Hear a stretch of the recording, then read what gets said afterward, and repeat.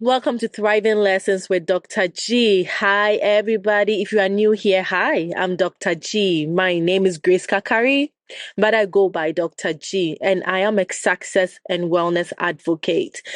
Out of here, I am a professor teaching public health related classes in a higher institution in the United States, and my research is also public health related. But I love to talk about health and wellness. I love to talk about holistic health and wellness. And what that is I want us to do well in every area of our lives, right? So not just about our finances, not just about social relations, not just about our education, but we want everything to do well, everything to go well. So that is holistic wellness, paying attention to all areas of your life. That is what I'm here for, and that is what we talk about on this platform. So welcome once again, and stay with us to the end and follow us for more holistic wellness resources and information. So today is a very casual day, I must say. I'm excited to be here, and hey, I'm sitting outside enjoying the weather. So what other day could it be? I want us to talk about trusting God, not on our success journey, but with our success journey, okay? So we are in the middle of the month. From the beginning of the year, we've had dreams, we've had aspirations, we've had goals that we are working on. And I feel like we are at a time that some people are getting discouraged because we are in the middle of the month and probably you haven't seen the results as much as you desire. And I am in that group too. I am definitely in that group. It can be very discouraging, and I just want to stop by and share some success stories with you and also encourage you to keep pushing on. But don't do this on your own. Push on with God. Push on with God. And why should you do this? I'm going to use myself as an example, and I'm in a celebration mood, and it's worth it. I'll share with you in a second. All my life, I have trusted God along the way. I believe that as Christians, we have to trust God with everything within us. He's the creator of the universe. If you go and buy a car, you trust the manufacturers of the car. Okay, you trust that the manual they've given you is probably going to guide you to use the car in the right way. And even let's come back home and use electronics that we use, especially in the kitchen, right? You want to make sure that it lasts for long. So you read the instructions and you look at what the manufacturer is saying, and you trust that whatever they are saying, they made it, so they know what they are talking about. And if you follow that instruction, you'll be able to put the thing together, use it for a long period of time. I believe that it works the same way for life, okay? We didn't create this world. We were born into it. Thankfully, we are not living in secret. We know the owner of this universe. We know the one who created the universe, okay? So how about trusting that person with your journey? Okay, not just on the journey. Like, I'm on this journey, I'm doing my own thing, and I'm trusting you here and there, but trusting him with the entire package.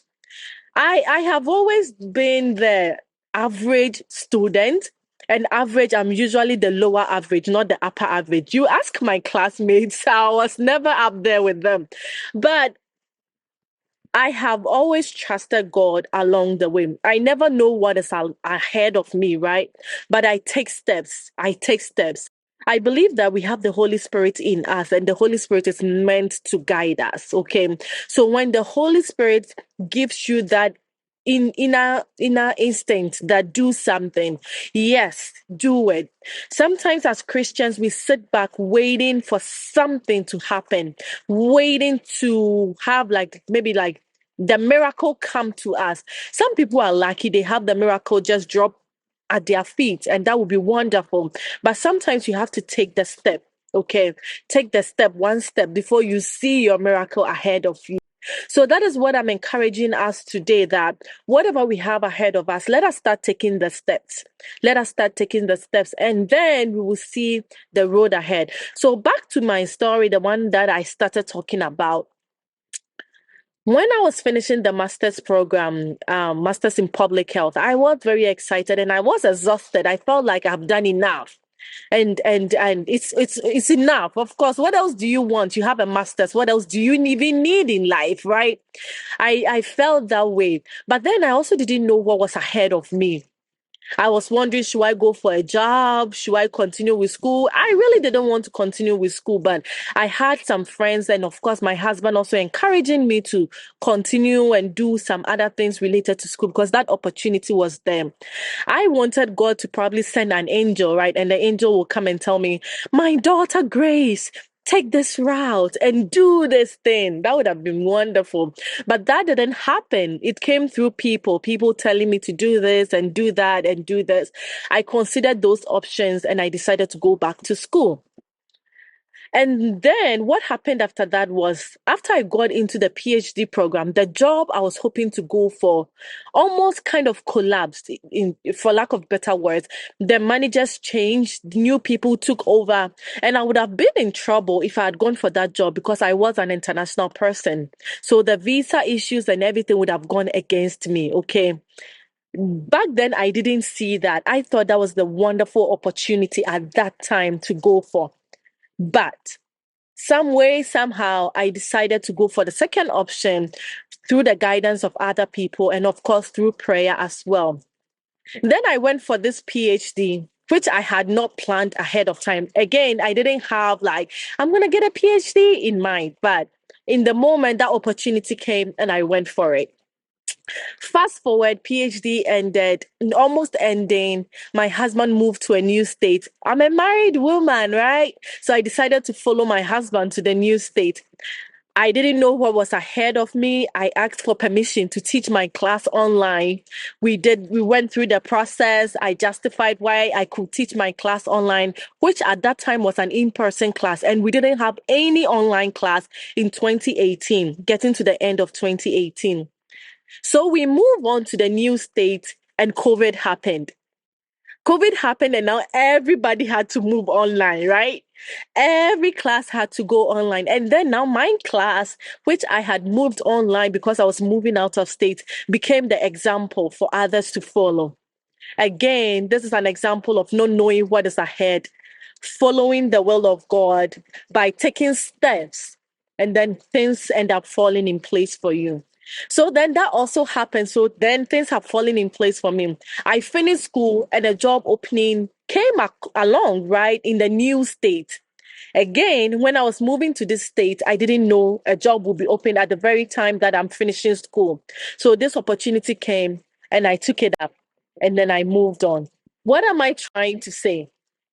There are so many times that we don't get the direct answers to our problems or to the things we are asking God for. And it's not many times that a prophet will come and minister to you and say that, my dear Ohima, I see Ohima is online, so I'll use Ohima as an example. My dear Ohima, thou sayest the Lord. The Lord is saying that take this action and take that action and take that action. It doesn't always happen like that. Thriving with God means that you will take the action and the Lord will be with you. Most of the time, if it's not the right way, the grace of God is sufficient that He will move you out of that way into another. But you do have to take the step. So we are in June once again. We have so many things written down. What have you been doing about these things? As we trust God to help us, as we trust God to move with us, are you taking steps? If I had just sat behind and say that the right opportunity will come and then sit, I would have missed these opportunities I just shared with you to take me to the next level that I am in now. And then I said in the beginning that I am in a celebration mood, and this is why I say that. 6, 7 months ago, I started Thriving Lessons with Dr. G. And I started calling myself a success and wellness advocate because that is what I wanted to advocate for. Fast forward a few months now, a new program has been approved in my school. And now we have the Certified Health and Wellness Coaching Program. When I started this advocacy thing online, that program wasn't there. I didn't know that program was going to happen. But it has happened. And now I can enroll and get formally trained for what I am already doing. Take the steps. Take the steps. That is what I'm bringing to you today. We have to trust God with the journey, the success journey. Miracles still happen, but we do have to take the steps, and the Lord will help us through.